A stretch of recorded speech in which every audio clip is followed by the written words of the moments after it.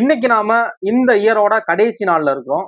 இந்த year release ஆன தமிழ் மூவிஸோட லிஸ்ட்டை ஐஎம்டிபி ரேங்க் படி டாப் 10 மூவிஸோட லிஸ்ட் தான் இந்த வீடியோ. வணக்கம், நான் ஆனந்த். ஃபர்ஸ்ட் ஐஎம்டிபினா என்ன ப்ரோ, அது ஏன் அந்த ரேங்க் லிஸ்ட் படி பார்க்கணும் அப்படின்னா, இந்த ஐஎம்டிபிங்கிறது வந்து ஒரு குளோபல் நெட்வொர்க்கிங் மாதிரி, ஒரு டேட்டா பேஸ் மாதிரி, இன்டர்நெட் மூவிஸ் டேட்டா பேஸ்.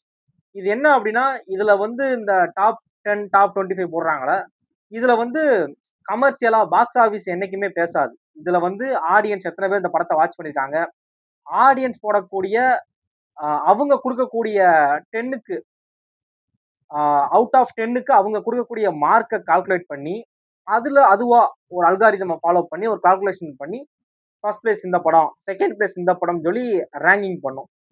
அப்படி இது இந்த இந்த ரேங்க் லிஸ்ட்டை வந்து உலகத்துல இருக்க யாருனாலும் வேர்ல்டு லெவல்ல இப்ப தமிழ் படம் ஆள் பாக்குறாங்க அப்படின்னா ஐஎம்டிபில ரேங்கிங் என்னன்னு பார்த்து கூட பார்க்க சான்ஸ் தான் இருக்கு. அப்படிங்கிறப்ப இந்த ஐஎம்டிபில இருந்து இப்போ டாப் 10 இது ரிலீஸ் பண்ணிருக்காங்க. இந்த இயருக்கான தமிழ் மூவிஸோட டாப் 10 அது என்னென்ன படங்கள் அப்படிங்கிறதையும் ஒரு ரியாக்ஷன் வீடியோ மாதிரி தான் இருக்க போகுது. இந்த படம் டாப் 10ல இருக்கா அப்படின்னு ஆச்சரியத்தோடையும், இந்த படம் ஏன் மிஸ் ஆச்சு அப்படிங்கிற ஒரு விஷயத்தையும் தான் இந்த வீடியோல பேச போறோம். வாங்க வீடியோக்குள்ள போகலாம். இந்த வீடியோல இந்த டாப் 10 லிஸ்ட்ல 10th பிளேஸ் இருக்கிறது என்னன்னு பாத்தீங்க அப்படின்னா டிஎன்ஏ. அதர்வா முறை நடிச்சு அதர்வாவோட குழந்தை மிஸ் ஆயிரும். அந்த குழந்தைய அவர் எப்படி கண்டுபிடிச்சாரா கண்டுபிடிக்கலையா அப்படிங்கிற ஒரு ஒரு ஒரு சஸ்பென்ஸ் த்ரில்லரா தான் அந்த படம் இருக்கும். இந்த படம் தான் இந்த இதுல 10th பிளேஸ் இருக்கு. 9th பிளேஸ் என்னன்னு பாத்தீங்க அப்படின்னா மணிகண்டன் நடிச்சு ஒரு காமெடி, ஒரு ஃபன், ஒரு கிட்டத்தட்ட அவுட் அண்ட் அவுட் ஃபன்னா, அதே நேரத்துல ஒரு குடும்பங்கள் கொண்டாடும் வெற்றி மாதிரியான ஒரு படம் தான் இந்த குடும்பஸ்தன். ஒரு பயங்கரமான சப்போர்ட் இந்த படத்துக்கு மக்கள் மத்தியில கிடைச்சிச்சு. இந்த படம் தான் 9th பிளேஸ்ல இருக்கு.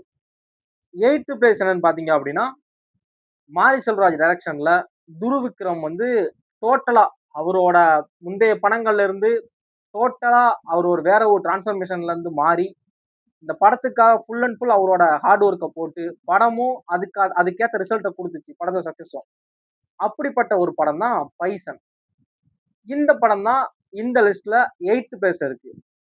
7th பிளேஸ் என்னன்னு பாத்தீங்க அப்படின்னா இந்த படம் நிறைய பேர் வந்து பார்த்துருக்க மாட்டீங்க. அது ஏன் அப்படின்னா இந்த படம் வந்து ஒரு நல்ல படம், இந்த இயர் ரிலீஸ் ஆன ஒரு நல்ல படம். ஆனா பெருசா ஒரு அண்டர் ஃபிலிம் மாதிரி தான். பெருசா நிறைய பேர் இந்த படத்தை வாட்ச் பண்ணிருக்க சான்ஸ் கம்மி தான். சமுத்திரகனி, பாரதி ராஜா அவங்க நடிச்சு, இந்த படத்தோட ஸ்டோரி என்ன அப்படின்னா சமுத்திரகனி வந்து ஒரு லாட்டரி விற்பாரு.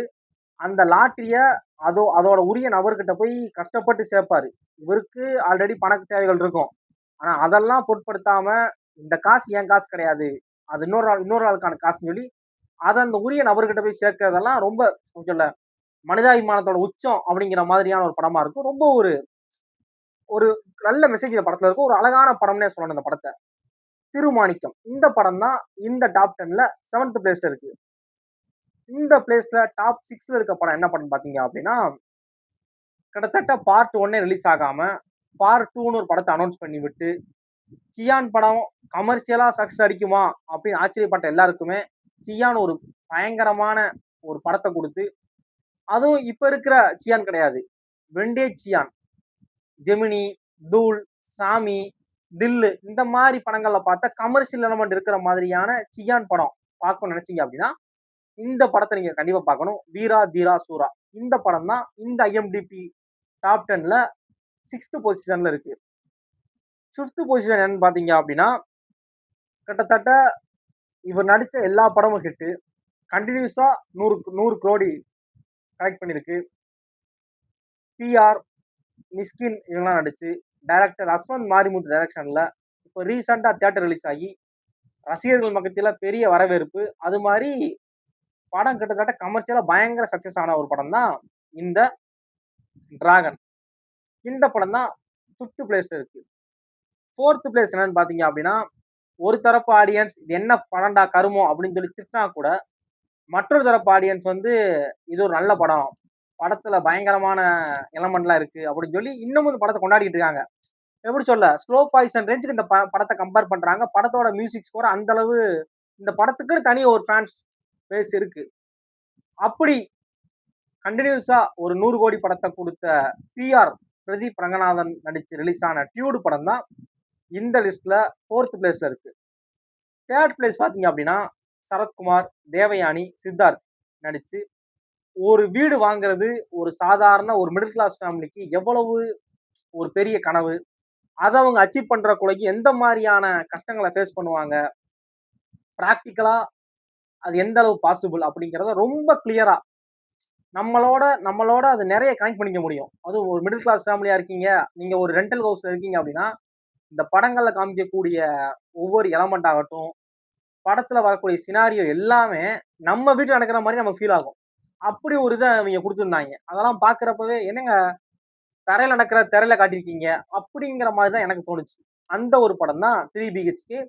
ஒரு பயங்கரமான ஒரு சக்சஸ், ரசிகர்கள் மத்தியில பயங்கரமான வரவேற்பு. இதுவுமே ஒரு நல்ல படம் தான். இந்த படத்துக்கான விமர்சனங்கள்லாம் எதுவுமே இல்லைன்னு தான் சொல்லணும், நெகட்டிவ் விமர்சனங்கள்.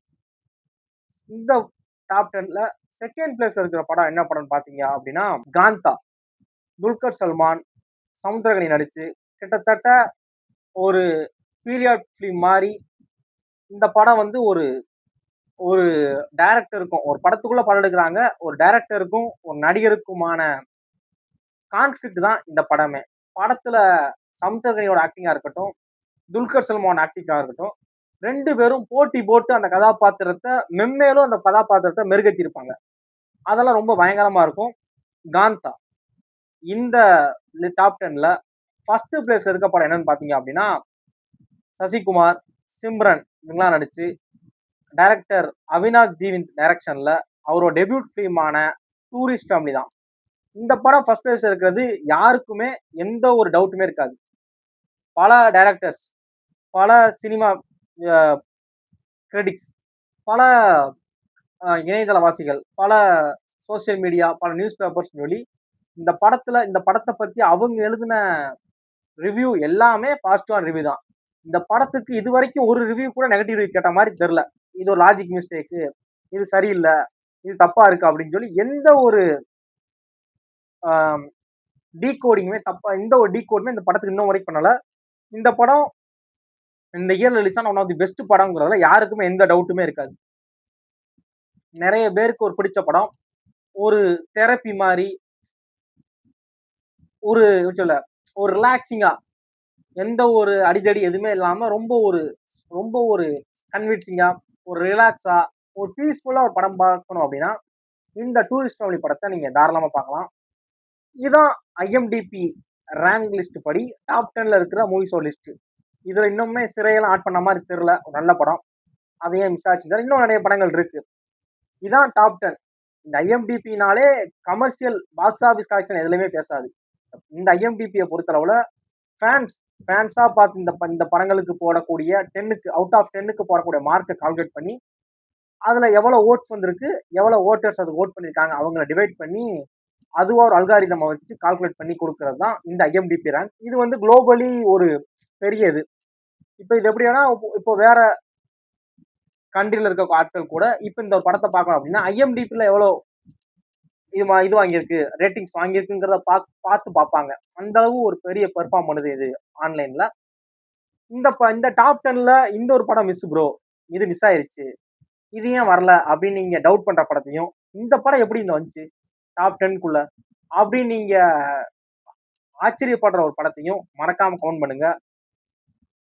இந்த வீடியோவை உங்க ஃப்ரெண்ட்ஸ் அண்ட் ஃபேமிலிக்கு ஷேர் பண்ணுங்க. வேற ஏதாவது படத்தை ரிவ்யூ பண்ண நினைச்சாலோ, வேற ஏதாவது சினிமா பத்தின தகவலை உங்களுக்கு வேணும்னு நினைச்சாலோ அதை கமெண்ட் பண்ணுங்க. அதை பத்தி தெரிஞ்சுக்கிட்டு உங்களுக்கு தெரியப்படுத்துறேன். வரக்கூடிய 2026 உங்களுக்கு ஒரு அமோகமா, எல்லாருக்குமே ஒரு பயங்கரமா நீங்க எதிர்பார்க்கக்கூடிய வெற்றிகளை தேடி கொடுக்கக்கூடியதா இருக்கும். உங்க எல்லாருக்குமே நீண்ட ஆயுளோட, நிறைந்த செல்வத்தோட, மன நிம்மதியா, மகிழ்ச்சியா வாழணும்னு என்னுடைய அந்த 1767 சப்ஸ்கிரைபருக்கு நான் வேண்டிக் கொள்கிறேன். தேங்க்ஸ் ஃபார் வாட்சிங்.